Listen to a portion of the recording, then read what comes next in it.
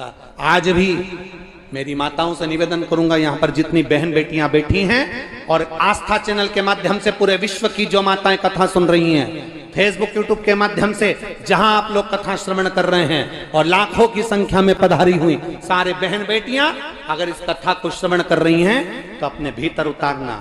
जब जब तुम्हारी जिंदगी में दुख आए, जब जब तुम्हारी आंखों में आंसू आए, किसी से जाकर मत कहना कि तुम्हें ये दुख है। एक चावल का दाना लेकर जाना, अशोक सुंदरी का स्पर्श कराकर भगवान शंकर के शिवलिंग पर आखा, आखा मतलब टूटा हुआ नहीं, पूर्ण शिव को समर्पित करना। ज्यादा से ज्यादा 8 दिन, 15 दिन, 20 दिन बाबा को चढ़ा कर देखना, तेरी आंख में आंसू नहीं रहने देगा मेरा भोलेनाथ। ये निश्चित नहीं होती, उसका जीवन सार्थक हो जाता। कई बार शिव जी के ऊपर, भगवान के ऊपर, आपके घर के मंदिर में कई बार कई लोग जो पुष्प चढ़ाते हैं, वो पुष्प चढ़ाने का तरीका भी लोगों को नहीं मालूम। जो फूल चढ़ाते हैं वो कई बार देवता के ऊपर रख देते हैं इस तरह से। भैया शास्त्र कहता है जिसके ठाकुर जी पर, जिसके मंदिर में, जिसके देवी देवता पर अगर पुष्प को उल्टा रख दिया जाए तो जितने शुभ कार्य हमारे घर में होने वाले रहते हैं वो सारे टलते चले जाते हैं। आज की जगह कल, कल की जगह परसों, परसों की जगह नरसों, नरसों की जगह खरसों। तुम करके देखना, अपने आप शुभ कार्य टलेंगे। इसलिए भगवान के सम्मुख में जो पुष्प चढ़ाया जाता है वो सीधा चढ़ाया जाता है। यहां तक शास्त्र कहता है अगर भगवान को पुष्प चढ़ा रहे हो तो अगर सीधा और उल्टा नहीं मालूम तो नीचे की जो डांट है उसको तोड़ दीजिए और पत्ती की पत्ती, पंखड़ी की पंखड़ी भगवान को समर्पित कर दीजिए। वो शिव जी को स्वीकार होगा, वो भगवान को स्वीकार होगा। ये उसी में का हाल, उसी में का शुक्र है। जैसे पानी में पड़ा हुआ पुष्प, काय में पड़ा हुआ, अरे बोलो जम के, पानी में। कई माताओं की आदत रहती है, हमने कई कई ब्राह्मणों को भी देखा, कई कई लोगों को देखा, क्या करते हैं, कमंडल ले जाते हैं, कमंडल डोलची, कमंडल में पानी रहता है, एक बाल्टी में पानी रहता है और पेड़ पे से तोड़ तोड़ के उसमें डालते रहते हैं। फूल को तोड़ा, उस बाल्टी में डाल लिया, बाल्टी में पानी है, उस पानी में फूल डल गया। और अगर पानी में फूल डल गया और उस फूल को निकालकर आपने महादेव को समर्पित करा, देवी देवता को समर्पित करा, ठाकुर जी को समर्पित करा, कृष्ण, राम, नारायण, लक्ष्मी को समर्पित करा, तो जो पानी में पड़ा हुआ फूल निकालकर अगर हमने देवता को चढ़ाया तो वो निर्माल्य के तुल्य हो गया।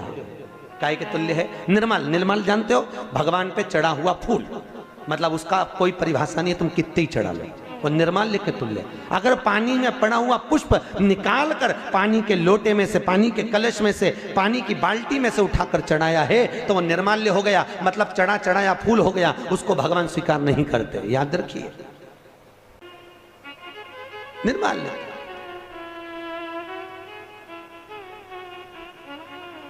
भगवान शिव कहते हैं तुम्हारे पास में कुछ नहीं है, पूर्णता का समर्पण, पूर्णता।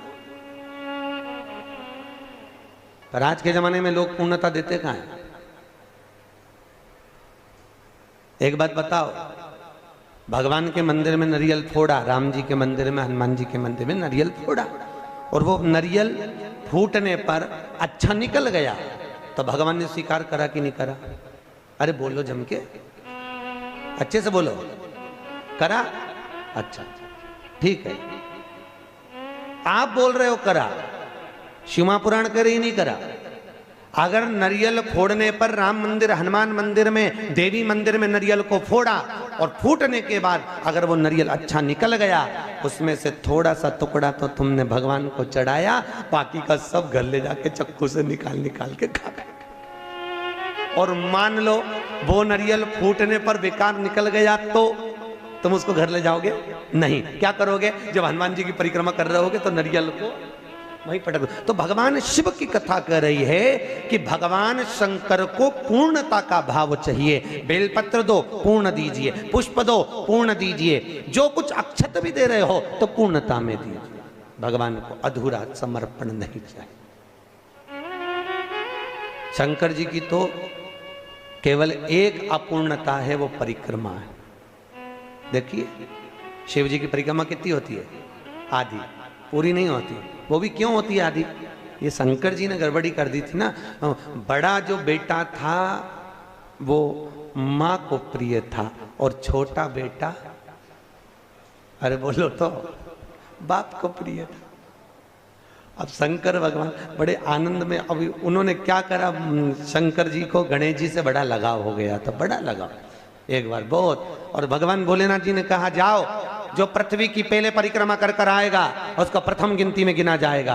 कार्तिकेय तो गए मोर पर, गणेश जी बैठे चूहे पर, और माता पिता की परिक्रमा लगा ली। अब माता पिता की परिक्रमा लगाई तो शंकर भगवान को हंसी आ गई, और शंकर जी ने रोक कर कहा बेटा क्या कर रहे हो। भोलेनाथ जी से कहा पिताजी मैंने आपकी परिक्रमा लगा ली, तमेव माता च पिता तमेव बंधुश्च सखा तमेव, मैंने आपकी परिक्रमा लगा ली, मतलब मेरी पृथ्वी की परिक्रमा हो गई। तो भगवान भोलेनाथ ने कहा गणेश मैं तुझे प्रथम गिनती में गिनता हूं तो पहले पूजा जाएगा। जैसे ही भगवान शंकर ने बोला, माता पार्वती सिंहासन पर से खड़ी हो गई। पार्वती सिंहासन पे से जैसी खड़ी हुई, थोड़ी देर में कार्तिक के बाबा आ गए, और कार्तिक ने आकर कहा वाह माँ, वाह माँ गजब करा तूने, छोटे भाई को प्रथम गिनती में गिनवा दिया और मैं बड़ा बैठा ही रहा। मैं तो परिक्रमा करने गया था माँ, परिक्रमा गणेश ने करी वो तुम्हारी करी, पर पिता के वचन को अगर निभाया तो मैंने निभाया है कि जो पृथ्वी की पहले परिक्रमा कर कर आएगा वो प्रथम गिनती में गिना जाएगा। मैंने पृथ्वी की परिक्रमा करी है, माना आप माता हो, माना आप पिता हो, पर गिनती तो वही कराई जाए। मां आज मेरा अपमान हुआ है। कार्तिकेय जी ने कहा, जगदम्बा खड़ी होकर बोली भोलेनाथ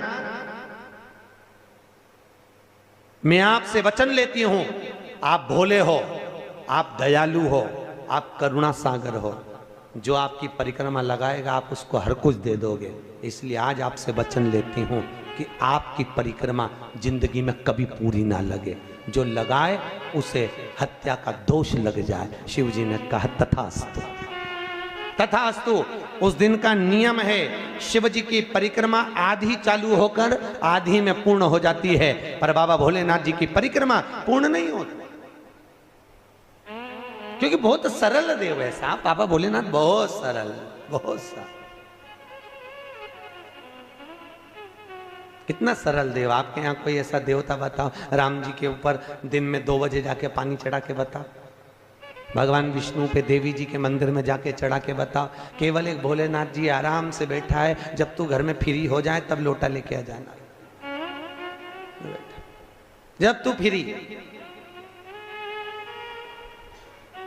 और सावन महीने में तो कभी आप काशी, महाकाल, उज्जैनी आदि आधिक ओमकारेश्वर, मल्लिकार्जुन आदि आदि जगह जाके देखो तो इतनी भीड़ रहे, लोग कांवड़ जानते हो ना, कांवड़ लेकर जाते हैं, और कांवड़ लेके जाके पानी की पानी, और कोई तो वहीं पे कांवड़ का लोटा तक भगवान पे फेंक दे। पार्वती जी बोलती हैं भोलेनाथ क्या दशा हो रही तुम्हारी। भगवान बोले मैं भी चुप बैठा, तू भी चुप बैठी रहे, आपने कहीं नहीं बोलना, बस चुपचाप बैठे रहो आंख बंद करके। हम कहीं बेटी के घर का अन्न अगर पा लिए हैं तो यहाँ शास्त्र कह रहा है, भगवान शिव कह रहे हैं कि अगर माता पिता जीवित हैं और माता पिता अपने बेटी के घर अगर नहीं जा सकते तो वो अपने बेटे को कहते हैं कि तू जा, और तू जाकर अपनी बेटी के यहाँ अपनी बहन के घर जाकर रक्षाबंधन पर राखी बंधो, जाओ तुम जाओ। बहन भाई के माथे पर अरे बोलो तो तिलक कर लो, आप लोग भी तिलक करते हैं। तिलक क्यों किया जाता है तो कहते हैं ये तिलक हमारे यहाँ शुभ कार्य का प्रतीक है, पर तिलक प्रतीक है, पर जो चावल हम तिलक में लगाते हैं ये क्यों लगाते हैं, ये चावल का क्रम कहाँ से चालू हुआ। सिर में चावल चिपकाना, तिलक लगाने के बाद चावल लगाना, कहाँ से चालू हुआ, ये चावल है क्या। आखिर ये चावल तिलक के बाद में ब्राह्मण या आप किसी को भोजन करा रहे हो, जमाई को तिलक कर रहे हो, बेटी को तिलक कर रहे हो, तो कंकु लगाने के बाद चावल क्यों लगाया जाता है, उस चावल का क्या प्रमाण, उस अक्षत का क्या प्रमाण, क्यों लगाते हैं उसको। लगाते लगाते पूरी जिंदगी हो गई, अरे तो बता दो क्यों लगाते हैं, वो चावल का क्या प्रमाण है। कि कंकु का तिलक तो लगाया, वो हमारे यहाँ शुभ कार्य का प्रतीक है, समृद्धि का प्रतीक है। पर जो अक्षत हम माथे पर किसी के लगाते हैं, कंकु लगाने के बाद में, चंदन लगाने के बाद में जो चावल लगाया जाता है, वो चावल का क्रम क्या है? तो शास्त्र कहता है, सुंदर विष्णु पुराण में भगवान वेदव्यास जी ने वर्णन करा, जिसके मस्तक पर तिलक लगाया जाता है वो शुभ कार्य का प्रतीक होता है। और अक्षत इसलिए लगाया जाता है कि इस अक्षत के माध्यम से आपकी जिंदगी में ये शुभ कार्य निरंतर चलता रहे, इसलिए अक्षत उसके माथे पर लगाया जाता है शुभ कार्य के लिए, निरंतर चलने के लिए। इसको कहते हैं अक्षता। अक्षता का मतलब क्या है? निरंतर चलता रहे, निरंतर बढ़ते रहो। दूल्हा दुल्हन की जब जयमाला होती है, आपके यहाँ होता कि नहीं होता पता नहीं, पर महाराष्ट्र में तो एक नियम है कि दूल्हा दुल्हन की जब जयमाला होती है तो सबको पीले चावल दिए जाते हैं। इधर देते हैं क्या है? तो पीले चावल देते हैं, और पीले चावल देकर फिर उसको स्वस्ति वाचन के अनुसार उसमें छोड़ा जाता है, शुभ मंगला। अरे बोलो तो, सावधान। बहुत ध्यान से सुनना। जैसे आपको कहा था, दीपावली के दिन रात्रि को 11:30 से 12 के बीच में एक दिया लगाया जाता है, कर्जे से मुक्ति के, लक्ष्मी की वृद्धि। अब अमावस्या तो चली गई, दिवाली चली गई, पर अभी भी बाकी है गोपाष्टमी और आंवला नवमी, फिर एकादशी, द्वादशी, प्रदोष, फिर उसके बाद में हरिहर मिलन, वैकुंठ चतुर्दशी, फिर पूर्ण। ज्यादा कुछ नहीं कर पाओ तो प्रयास करो कि इन तिथियों पे कम से कम एक दीप ऐसा जलाया जाए जिससे हमें समृद्धि, लक्ष्मी, वैभव प्राप्त। घर में भी जो दिए रखे जाते हैं, आपको पहले भी कथा में कहा, विष्णु पुराण मंगरूपी, कि घर में जो दिया होता है वो दीपक भी कोई साधारण नहीं होता, उस दीपक की भी महत्वता है, उस दीपक का भी वर्णन है महाराज। और कई तरह के दीपक होते हैं, दीपक का भी विधान वर्णन किया गया, उस दिए का भी वर्णन किया गया। यहां तक शास्त्र कहता है कि घर में अगर किसी को बहुत तेज बुखार आ गया है, बहुत तेज बुखार, और बच्चा उस बुखार में तप रहा है, बहुत तप रहा, महाराज, तुम जिस दिए में भगवान